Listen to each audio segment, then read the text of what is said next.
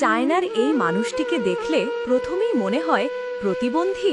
না, সে যেন জন্মগতভাবে শক্তির আর সাহসের আরেক নাম।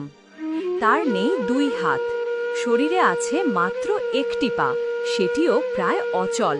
কিন্তু তবুও তার মুখে সবসময় লেগে থাকে শিশুর মতো নির্মল হাসি, চোখে থাকে আনন্দের ঝিলিক।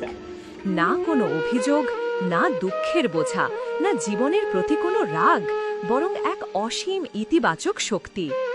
অচল পায়ের দুটি আঙুলেই সে চালায় নিজের মোটর চালিত হুইল কার। চাইলে একা একাই এক জায়গা থেকে আরেক জায়গা ছুটে যায়। তার চলার গতি থামাতে পারেনি কোনো সীমাবদ্ধতা। সে কখনো নিজেকে দুর্বল ভাবেনি, নিজেকে কখনো প্রতিবন্ধী ভাবেনি। তার বিশ্বাস ছিল মানুষের শরীর না, মানুষের মনই সবচেয়ে বড় শক্তি।